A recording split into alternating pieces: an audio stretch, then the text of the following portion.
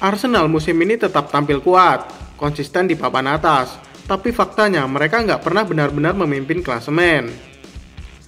Sepanjang musim 2024-2025, Arsenal lebih banyak berada di posisi kedua atau ketiga, selalu membuntuti Liverpool yang tampil luar biasa.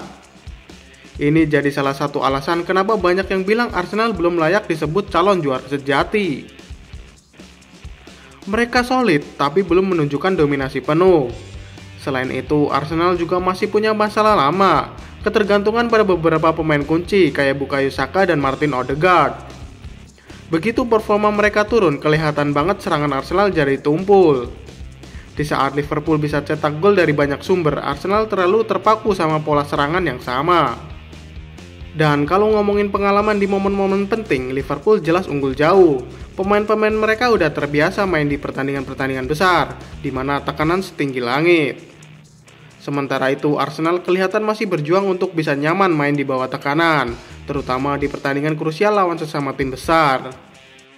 Mikel Arteta membawa banyak kemajuan, itu nggak bisa dipungkiri, tapi musim ini Arsenal sekali lagi membuktikan kalau untuk jadi juara, bukan cuma butuh main bagus, tapi butuh pengalaman, mental baja, dan kemampuan buat menang di saat performa nggak maksimal.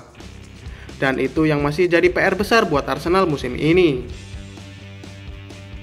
Selain itu, kalau kita lihat performa Arsenal musim ini di laga-laga besar, hasilnya juga kurang meyakinkan.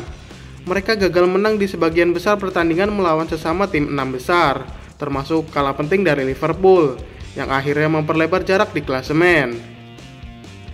Masalah kreativitas juga jadi sorotan. Saat lawan bertahan rapat, Arsenal sering kehabisan ide, dan terlalu bergantung pada crossing atau individualisme brilliance.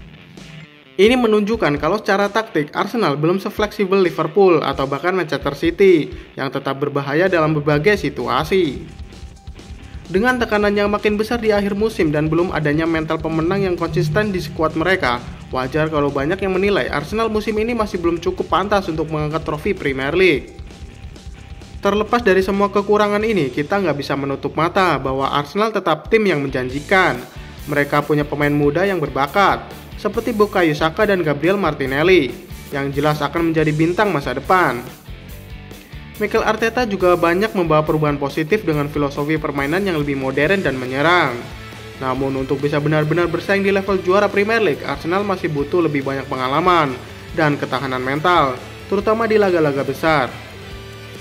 Mereka harus belajar dari kegagalan musim ini dan terus berkembang.